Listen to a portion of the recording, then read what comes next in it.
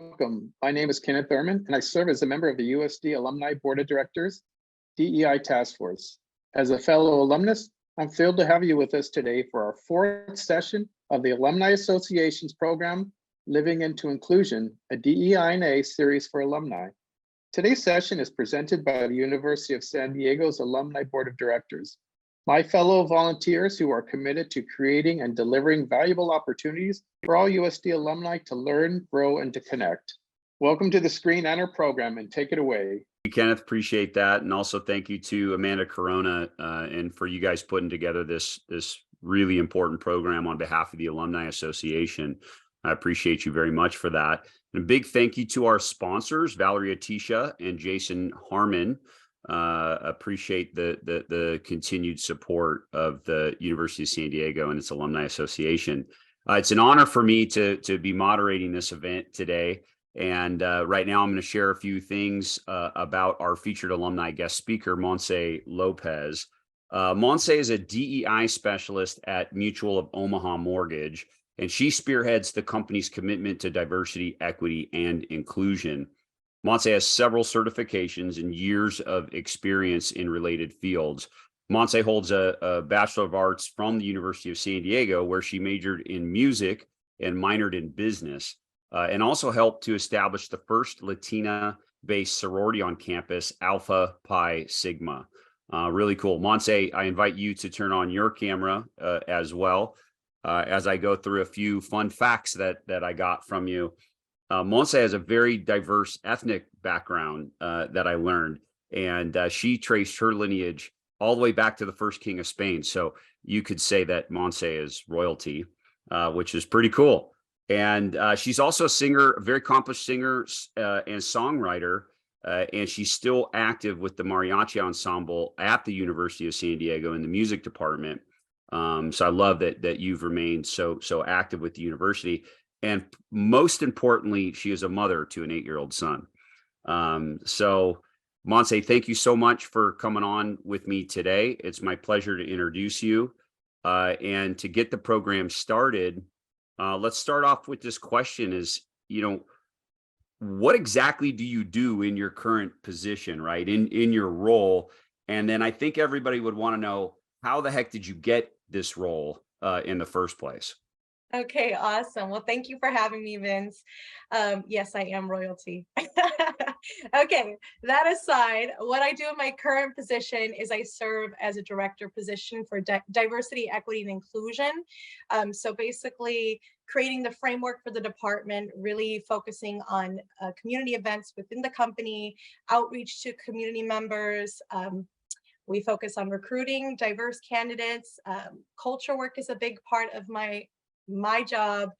I have a diversity, equity, and inclusion advocate council that works with me to really have different input for different departments in the company, making sure that we have everyone's perspective and situation heard. I also am in charge of the employee resource groups there. So before I entered this position, there was no DEI department or framework or ERGs. So I have brought a couple of the ERGs. We have a women's employee resource group, working parents. We have the Hispanic and Latinx ERG, as well as the Black and African American ERG. And next month, we will be introducing the Asian American and Pacific Islander ERG. So I'm really excited about leading that. I am also in charge of a lunch and learn series within the company, bringing in guest speakers and internal speakers to talk about important topics for DE&I. I also do DEI podcasts, and the most fun part about my position is being able to do diversity, equity, inclusion talent show. So really in the mortgage industry, it is primarily a primarily white institute and a lot of males within historically in the mortgage industry. So it's my chance to allow everyone to participate and let everyone know that we are all diverse in more ways than just what you can see. So it's a really fun way of getting all participation there. So that is what I do, a little bit of what I do. How I got into this position, I mean, I guess eventually we'll get there with my background from USD as well, but the easiest way to describe it was a recruiter that was an employee from LPL Financial, which is the company I worked at before, Mutual of Omaha Mortgage, referred me to a recruiter. And from there, I had the position. So I had the right certifications, the passion for DE&I, as well as the project management background that allowed me to treat this as a project, a long-term project. And then also really the networking that I had from LPL Financial and the experience from culture. So that is how I got into this position. So I'm hearing, as you talk about that, and thank you, great explanation. But so I'm hearing that it's important to the hiring process, of course, but arguably even more important to the continued employee experience, right? And so, because that sounds to me, so I'm a business guy, I'm an entrepreneur. That sounds a lot to me like culture, right? And building company culture and building a culture around this effort for diversity, equity, and inclusion, right? Yeah. Am I hearing right? Yes, 100%. And I think that's probably what gave me the extra opportunity to hold this position was my background in culture and employee engagement. So I had a big hand in culture for LPL Financial, and I treated DE&I. I had a lot of connections with the DEI department at LPL Financial, where we did a lot of hand-in-hand events. So I was able to take that and apply it here within my current company. And yeah, it's a really big focus. I guess we'll dive into it now. The way that I have the framework is community is a really big part of the framework. There's three pillars. So it's community. The second one is education and awareness. And the third one is career growth. So a lot of times companies are looking to just hire diverse employees, bring them in, and then if there's not a culture of belonging or DE&I, then what happens is either they assimilate or they leave the company.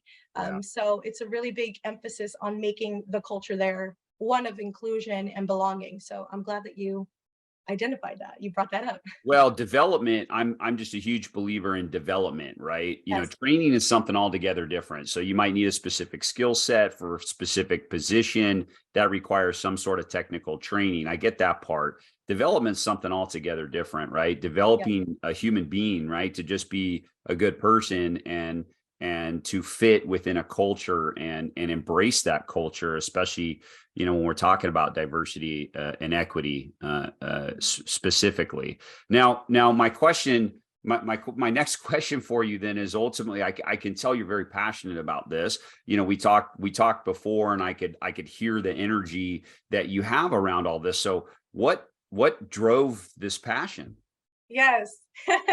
Okay, this is great. So again, I mentioned that there's a huge part of USD that plays into this. So I guess I'll say that part. Setting my entire USD experience aside, which has always been a positive one, I would say that the passion behind diving into diversity, equity, and inclusion really was identifying what my strengths were. So my ability to have empathy, communication, positivity, all really people-centric focus as opposed to numbers. So I knew I wanted a position around people, around doing the right thing, what was really aligned with my moral compass, around being a change maker, making changes within a company, seeing positive culture. So I think it would be my personal background that influenced me and brought me to this place. So being someone cultural, so I am Turkish, Mexican, American, Spaniard, and Scottish. So that's a lot. I know a lot of people who have mixed identities usually are kind of split. A lot of my friends are Mexican American, split by 2, and I was always split by 5. So that was a huge part of identity crisis. And then also, another big part was I was actually a homeless teenager since age 14. So that was a huge part in my life journey, understanding and seeing how people have, either in an unlucky situation, not always people are put in that way because of choices that they make. So just being very open to understanding that everyone is different. It's not always black and white. There's a lot of gray area and a lot of lived experiences. Mm-hmm. Another part that really set me different from my peers was I was a teenage mother, actually a mother at USD. So that was really challenging for me. Yeah, so I think that just having experiences of intersectionality and diversity and the way that it affected my life and really understanding the people around me and how different it is for different cultures, different backgrounds, different diversities, was really impactful for me. And I always wanted to give a voice to those that don't have one. And I felt like this was my opportunity to do so. Definitely uplifting minorities and women in my case, in corporate America. I love that. And you know what I hear in all of that as I listen to that is your values, right? That what you're doing aligns with your own personal values, which is really cool. And I constantly urge people, you know, make sure that wherever you're going to go work and whatever position you're going to find yourself in, the Right. best thing you could possibly do is make sure that aligns with your own personal values. And that alignment is going to drive you very, very far and create a lot of happiness in what you do. So, and I'm hearing that from you, unless you tell me other. No, that's 100% right. Yes. Well, okay. So, you know, here's my next question. Let's segue for a second, because I'd love for you to give some additional background, maybe even some history in diversity, equity, and inclusion in corporate America, right? So Sure. what has that impact been? You know, really, what's the timeline for that? Because I think it's been around for a while, but I think a lot of people feel like it's new, right? Right. So Yeah. great for you to give a little bit of history there. Yeah, absolutely. So it sort of starts around 1960s. The first ERG was developed actually in Xerox by Joseph Wilson. So he had the idea of starting a Black ERG, more so specifically for hiring at that time, Black Americans. And then over the years, there has been other, policies that have been affected in the law that has changed the way that we have worked in businesses. So for example, Civil Rights Act and American Disabilities Act, and welcoming and understanding all of the LGBTQ plus community, understanding mental disabilities. And then I think where it felt sort of new was where it started skyrocketing in 2020 as a direct result from what happened with George Floyd. Yeah. So in 2020, a lot of things are happening, but I think again, George Floyd was a big part of this movement for companies to start taking a stand and really being vocal about how they feel, how they can support their employees, understanding that not everything is equal, understanding that it is our duty as a company to help our employees and allow everyone to have equity. So that I think that's kind of the direction that has taken over historically. It started off with just hiring and employee resource groups, and now it has been a big focus of how we can diversify our culture within the company, also to help serve a more diverse customer base. I think that's a huge part for a lot of businesses, is that they want to have a DE&I first part for our employees, second part is for our borrowers, and then third part is for our community at large. So really focusing on how we can create a community of inclusion within the company, a community of belonging where everyone can bring their full self to work. And then as a result, have the ability to make the best products or best services and have a culture where your employees are really happy and stay in the long term. So hopefully that explained. Yeah, it does. It's really great, you know, and as I listen to it, I just think of the business community that I've been a part of for most of my career. I've had a very international career, and diversity has been a big part of at least my personal experience. However, what I'm very sensitive to, and I think this is what we're dealing with, and why this is so important, is you think of an employee of color, right? Well, you know, old white guy is not going to be relatable. And so for them to get, you know, vulnerable and step into that office and be able to share maybe what they're going through and their employee experience, they're going to be very reluctant to it. So where can they go, right? Where can, you know, what resources are there and available to them, either among their peers or a specific DE&I effort like you have with your company? These types of things, these resources need to be made available, because let's face it, I mean, business is all around, you know, especially today, it's all around the employee experience, and employees are so critical to any business, to any institution for that matter. You know, University of San Diego is no different. And and they've obviously made a huge commitment to bringing DEI to the forefront and making those efforts, faculty, alumni, students, all of these things. So it's interesting to hear that history. And I think that's why I wanted to point that out. It's been around for a long time, right? But it does, in some cases, it feels like since 2020, it has really, come to the forefront. Now let's talk about challenges. Sure. So, I'm sure that you deal with a lot of challenges in your position within your company, and maybe even outside of the company externally. So, what about even around capturing data, metrics, so that you can actually sit down with an employee and have a very intelligent conversation around what's going on and what you can do to help them. Right. Yes. So I think the challenge is, the first part is, how do you capture a feeling based off of numbers, right? Because culture is really how your employees feel. So that is one of the biggest challenge is how do you create a framework, knowing that you're going to improve a company and specific employees' feelings. So a lot of that comes down to surveying, right? Asking a lot of employees over time, changing the way that you're asking, rephrasing, having individual interviews, not just as an entire company, but sometimes you get more when you have one-on-ones. So doing a lot of interviews to figuring out where we currently are, what we want to start doing, what we want to stop doing, what we want to continue doing. I think that's a big part. Similarly, we use that in culture work as well. So that's a huge part. Another big part is being able to capture data demographic. So one of the challenges is, how much do you capture from your employees without making it feel too invasive? So a lot of the times it's, do we even have the right data to measure? Are we capturing enough about promotions? A lot of times companies are not doing that much,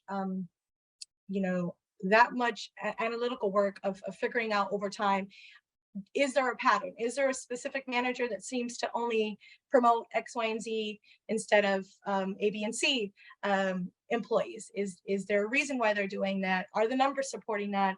So really figuring out, trying to figure out where there is a barrier for people of color or women to being able to move up into leadership. So it's kind of tricky, again, trying to figure out the metrics without having the original data. So it's a lot of, you're going out there and asking for the data without making people feel uncomfortable. So that's one big challenge. Another part is really explaining the importance. I think a lot of times companies are really focused on how to produce. If this is not a producing role, it may not be a important role, but soft skills are just as important. Community is just as important. You'll see the numbers show historically, if you have a good culture, if you have a diverse team, then you're going to have better products than one that is not as diverse, or that is in a unhealthy culture. So I think overall the biggest challenge is working with data when it comes to people, and a feeling. Well, I two things come to mind. Two specific words is intentionality and communication. So, that's what that sounds like to me. Is one is, when you're intentional around all this stuff, then you're just going to get data, right? You're going to get good data over the long term, and then you can start to plan better and make a difference, right? And then communication is super critical along the way. So, all right, you've mentioned it a few times. So here we are, because I know everybody's at the edge of their seat and they want to know about your USD experience and Yay! how, how does that relate, to, and how does that impact your, not just your passion, but, Sure. where you're working today? Yes, absolutely. So I had a degree in music, so that's very different from what I'm doing now. But I will say, I think a lot of this, the journey that I went through, all has a spot in what I'm doing today. So in music, it's really understanding everybody's playing different instruments, but we're all coming together for one sound, right? So that's a huge analogy in itself. Really understanding everyone is different, but we're all working for the same mission. So that is something that we do in companies in corporate America. But so yes, I mentioned it before, I had my son while I was at University of San Diego, and I think that I had an incredible support. So it was just myself, myself and his father. Okay, so I don't know how much I'm giving. I'm a very open book, but basically, I had some struggles within college. Food scarcity was one of them. I was so grateful that University of San Diego offered a food pantry. That is something that not a lot of universities even think about or have to offer. There was a lot of times I couldn't pay for my food, but I didn't have to worry because there was a food pantry. So I could go discreetly get food. That was something that really opened my eyes, right? Providing opportunities and resources for those that don't have it, making them feel human. So that was an experience I definitely felt at USD, felt human. I was also able to establish the first Alpha Pi Sigma there. So it is a Latina-based multicultural sorority. That is something we didn't have. We only had Pan-Hellenic sororities when I was a student. So myself, along with 10 other ladies, students, we got together and we established the first Latina sorority there, and it is still currently there, which I'm very proud of. And it creates a home away from home for a lot of students that did not find a community at the time in a predominantly white institute. So it was nice being able to leave a legacy there and create a home for people who needed it. I was also a part of the Torero Renaissance Scholars. So that is also in effect for students that were either in foster care or homeless teens. And so in my case, it was being a homeless teen. And so what they did is offer a lot of resources, which was great. Great to have other students, great for me to understand there was other students there from a similar background that were just as passionate about getting an education that I was. And then I was a part of the SSS, which Student Support Services, right? So for low income, I was happy that University of San Diego had that to offer, whether that's in summer bridge program, allowing me to come on campus a little early. That was huge. See, there's so many layers there. My time working on campus, I worked for Residential Life, and I was so grateful that the way that I got into that position is it was summertime. I didn't have enough money to pay to live on campus. I had nowhere to go. I had my baby, and they said, that's fine, you can stay here. And if you have no way of paying it, if you want to work temporarily and you can pay it off that way. And I thought that was amazing. It gave me the opportunity to get work experience, pay off, not feel like a burden, and still have somewhere to live. And then from there, I worked within Residential Life for multiple years, had multiple promotions. So I was very lucky to have that position. And then for the sake of classes, I think what was really unique too, my most favorite classes was actually ethnomusicology. So in the music field, ethnomusicology is focusing on different music within different cultures and different parts around the world. So that was really introducing me to just how diverse our world was. And then aside from that, taking ethnic studies classes within USD was huge. That was probably the most pivotal part of understanding how passionate I was about it, learning about women in intersectionality and how, I mean, it was really sad, but also I felt very empowered to understand and learn about the different situations, specifically in that class, Black women or women of color, but specifically Black women had faced historically, and some of the things that I did not even know, because it's just not something, whether that at that time was relatable to me and something I didn't come across, or just the fact that it wasn't being taught in high school or through family or by word. So I was very happy to have a class like that at the university to understand that there's an entire field devoted to that and talking about it and the importance and how you can serve as an ally, even if it's not affecting you directly, just understanding why it happens and how you can make a change. So yeah, that was a lot of information, but like I said, I'm really passionate about my time there. No, I appreciate you getting vulnerable because that's so, that's so much, right? And so many of those things would be so simple to just not talk about. Sure.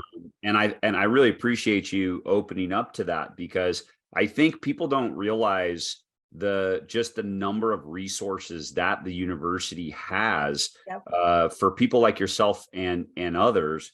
And that's really incredible. So you shared even a few things that I didn't even know about. Yeah.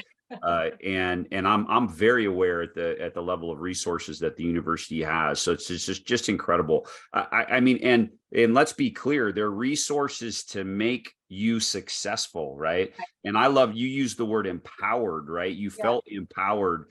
You didn't feel like, you used the word, and it was so great to be able to work because I didn't feel like a burden, right? Right. So you could feel like you earned all of that, right? That's incredible. Then that's an incredible way to leave the university and leave a nice legacy. So yeah, let me get this straight. So you were a mother, Yep. you worked, Yep. you managed to start a Latina sorority, the first Yes. one, and then you managed to be a part of student life, Yes. and on and on and on. Like, I don't know how the heck you found that much time to be able to do that. That's absolutely incredible. Clearly, you're an overachiever. Right. What I shared with you and what people probably don't know. I mean, obviously, I'm a proud alum, but I'm an Yep. even prouder parent of a student at the university right now. My daughter's a junior, class of 24, and she's in music and she's in choral scholars. And you and I talked about this. So I know how that impacts her schedule. It's incredible. The commitment that you have to have for music, and to be a music major is a really big deal, even out the number of hours you have to put in outside of the classroom. Right. So I want everybody to understand that Monse did all of what she just described and was a music major, which is totally incredible.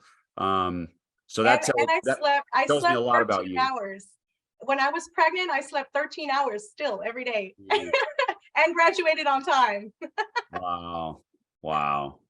That's just a great story. Thank you for sharing that. So I'm curious at this point, with all that you've accomplished, right? And especially in your role in diversity, equity, and inclusion in corporate America, what would you put as the top of the list? Maybe your top 2 or 3 biggest accomplishments, the things that you're most proud of.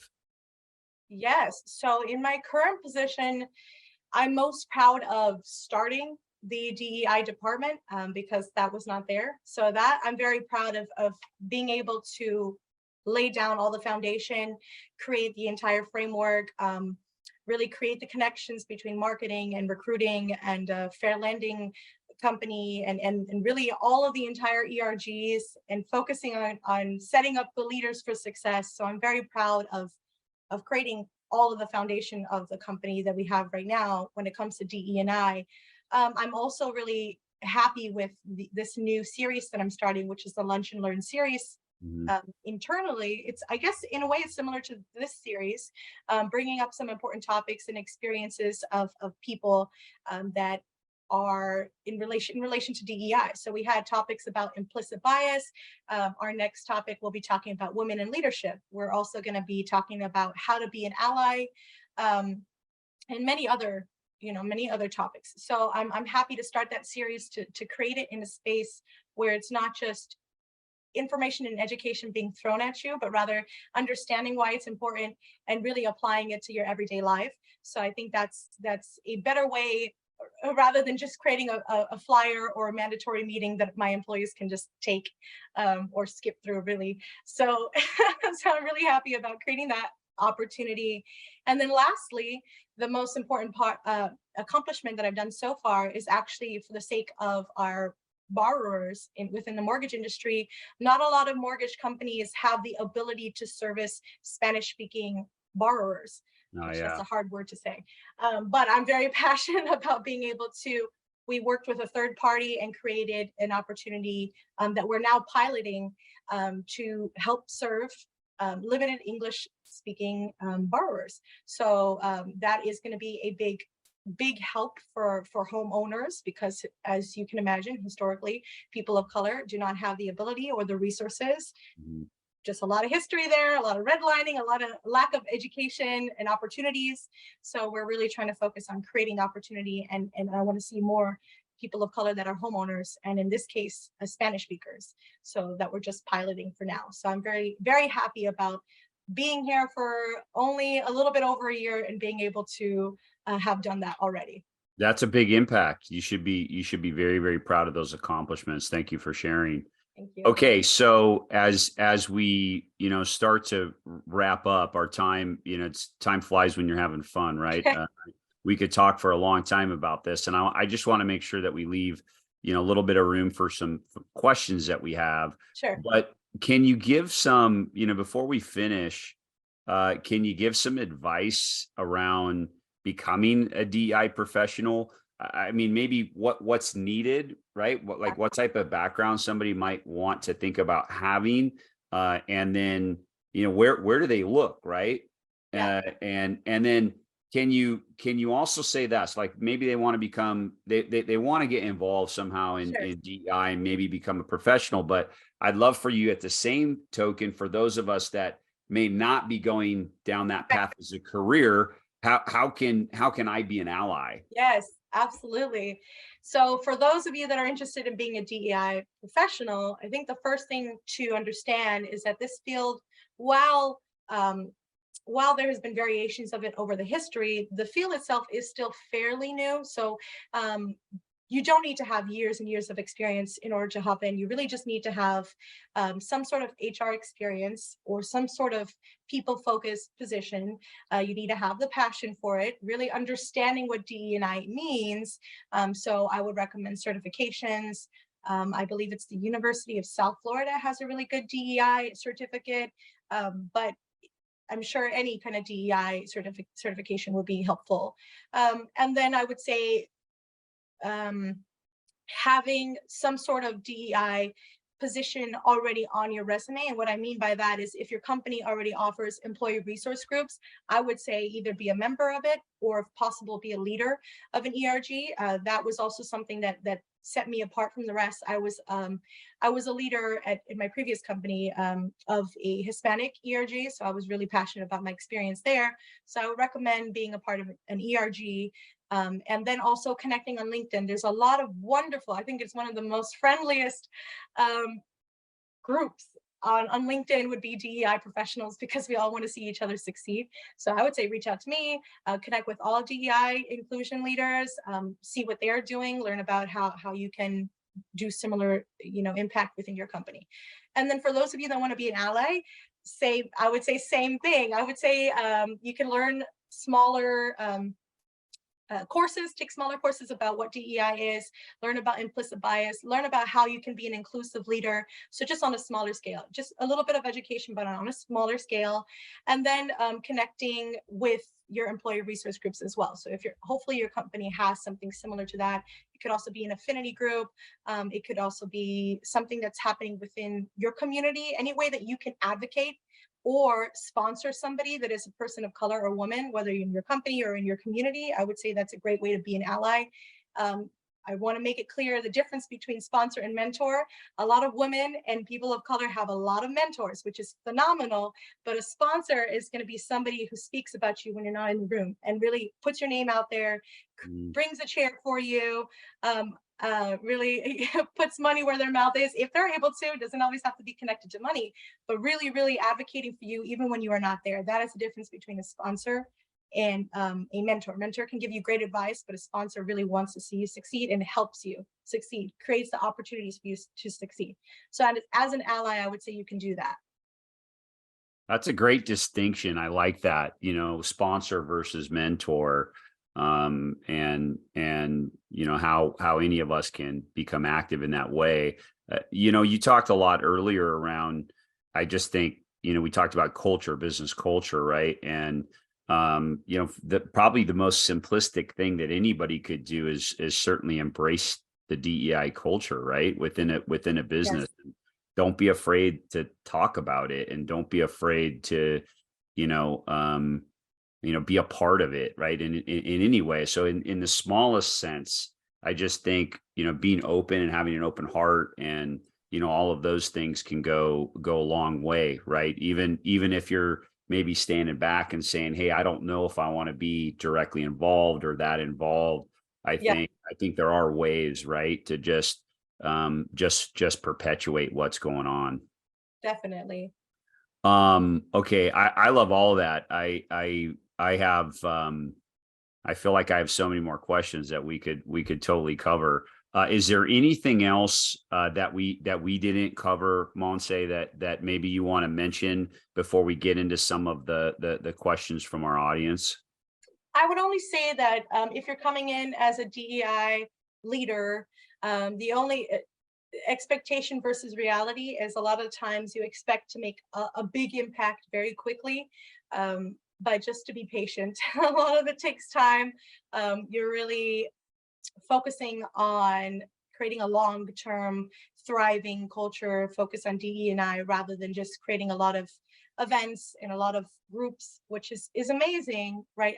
I'm very happy to do all of that, but I think stepping back and realizing that it's going to take some time, you won't have immediate numbers and results as you might have anticipated coming into the position. And it's also sometimes it comes with pushback. As a DEI leader, again, I mentioned that sometimes people within companies might not be as welcoming as you would have hoped. So just understand that it's possibly coming from a place of fear or of just the unknown or change, and just kind of walking them through sort of change management and understanding that this is why we're doing what we're doing, really giving them the big picture and also letting them in on all the details. Taking them on the journey is really important. And then I think you'll find a lot more people coming along. Yeah, this is you make such a great point. This is a generational movement. Like this is not something that's going to change things overnight, right? It's something that more and more people need to get committed to and be intentional about in order for real change to happen. That's great. Really great point. All right. We have, there's a couple questions that we have from our audience. One, we'll start with the first one here. Well, how does access related to disabilities, right? Those with physical disabilities play into your work? I know, we talked a little bit about the fact that, we're in such a remote working environment now, especially since COVID. So it's an interesting question. Yeah. So the way that the company is set up is that we have a lot of remote employees. I would say 80% of our employees are remote, but we do have, in ways that we can make it accessible, is really just having things ADA compliant. So making sure our buildings, when we have offices and our borrowers are coming in, make sure we have, wheelchair ramps, making sure that we have Braille on the door, but more so because it is remote, we're focusing on our websites. So we actually, I helped with our compliance team, and we created a website talking about our commitment to Americans with Disability Act and making sure that we want people to feel like they can access the website as easily as they can, regardless of what physical disability or they might have. I guess in that case, it could be highly visually. So we have a number for them to reach out to, or an email that they can call us and let us know feedback. And then so the ways that we can help make the experience better, but really it is big focus on our website and making sure it's easy to navigate, providing opportunities for them to reach out and call us, or give us feedback if there's ways that we can make the experience better. This next question is pretty powerful, and I think it's a great question. It's very valid. Is how do you personally handle those that are less than enthusiastic about DEI and having that conversation? How do you deal with it? I think just understanding that it's not personal, it's not me that they're rejecting. I would say an example I can give was at the very beginning, I did a survey for all employees, asking their feedback on a lot of topics when it comes to DE&I.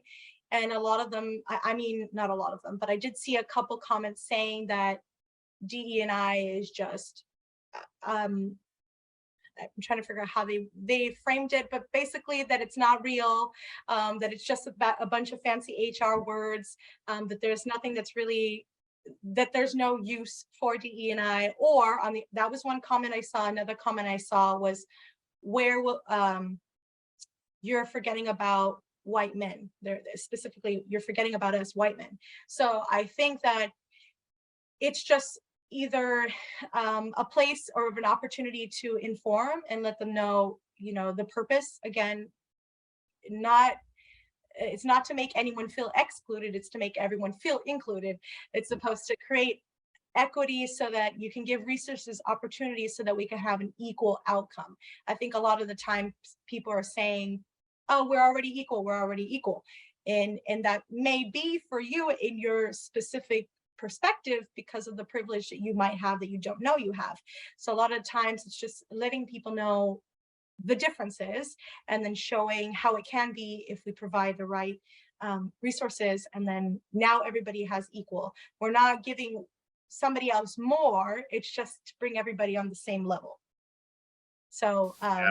I feel like you're so well suited for that. I imagine any of that type of stuff comes your way and you handle it like an absolute pro. Thank Well, you. given your experience, when you shared your experience is so positive, for you, and you're such a positive person with incredibly positive energy that I'm sure that rubs off on people greatly within your organization. So you seem to be very well suited for that. Thank you. And then, so what books or even resources would you recommend to somebody that might be interested in learning more? I would say, even though it's a funny title, the For Dummies series, the DEI for Dummies is a really, really well written book, has a lot of breakdown. It's a great read, and it breaks it down into the fundamentals and the specific details that you can learn, whether you want to be a professional or just learn about the history, learn more about what DE&I is. So I would say that's one book. Another book that I have here, and I can see it. Yes, it's Women Lead the Way. So I try to read, I don't read as much as I should, but when I do, I grab books centered around the theme of the month. So last month was Women's Month, National Women's Month. So I bought a book reading about women leaders. So Women Lead the Way. And I think that was mostly a personal read for me to be able to advocate for others that want to be leaders that are women. And then also getting over imposter syndrome, which I feel like a lot of women and people of color might historically have. So it was a good read, and I would recommend that too. But I would also go beyond that and say that if you're going to read something, I would read it potentially from a author that might have more of the intersectionality effect than those that are not. So for example, reading a book from a white woman might be different from reading a book from an Asian woman. So just having a lot of different variety, because again, the experiences are all different, doesn't make them wrong or right. It just makes you open to more ways and of that you can be a better leader or support those around you. I like that. All right, I have a couple more for us to finish up. This is a great question, right? For maybe Mutual of Omaha is been around a very long time, very large company.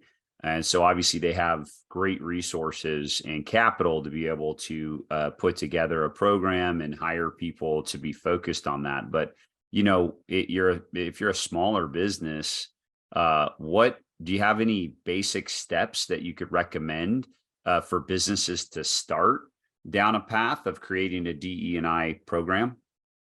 I would say to look internally, see what your employee demographic makeup is. Have you really done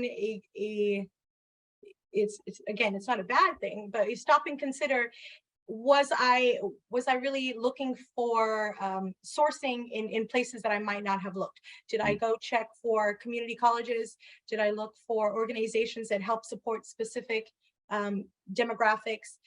Do I have employees that identify with a disability, or employees that are veterans, or employees that are with the LGBT, oh my God, Q plus community? And just being aware of the multiple layers and seeing, am I just hiring within my network? Because a lot of the time like attracts like. So a lot of the times it's going to be somebody similar to you, which is not a bad thing. But again, just being aware of, can I give an opportunity for somebody else that might need the same experience to be an employee?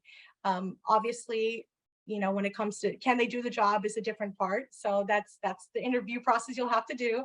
But so just being focused internally on your employees, and looking for ways to help support the community, get involved, put your name out there, put the business out there, look for partnerships. It doesn't have to be a lot of money, but just showing up, because I'll give you an example. At the mariachi conference that we had at USD in March, we had a lawyer come and speak, and I'm sure she donated a little bit of her money, and because of that, she had a chance to explain what she does for the community, and now we know who she is. So it was a small lawyer firm getting her name out there, and now we're more likely to help somebody who helped us, right? So I think that would be kind of a benefit, mutual benefit for the community as well as your business. And then just doing self-education of learning about the bias that we all have, and the privilege that we all have. And once we're aware of that, just treating everyone kindly and supporting in ways, if you have the opportunity to support. I would offer up as well, Monse, and you'd even mentioned this briefly earlier on, is find a champion within your organization Yes. that may lead the charge a little bit on awareness, intentionality, things that you mentioned. So we do that within our organization. So anytime somebody feels super passionate around certain things, DEI or otherwise, I say, great, you're the champion. Let's go. Let's do it. Awesome. Yeah. And then, any advice on metrics? So a follow-up question to everything you just said, but what should someone maybe follow in terms of capturing some of that data you talked about? Yeah. So I can only really speak from my experience, what I do within the company. And again, it's based off of the 3 pillars that is my framework. So community, education awareness, and career growth. So career growth is probably the most obvious. Career growth, tracking promotion, tracking hires, tracking retention, seeing if there's any patterns with the demographic, with the numbers, and in ways that we can, again, source diverse employees and keep and retain employees. So that would be career growth. Also creating opportunities for mentorship, leadership, and sponsors. So that's career growth. Those are the numbers there. Community is a little harder, because again, that's a big people feeling. So that one we track by ERGs, employee resource groups, as well as diversity, the council that we have. So for advocates, tracking to see what the engagement is like, what we have done over the years, who is constantly, is the ERG growing in numbers?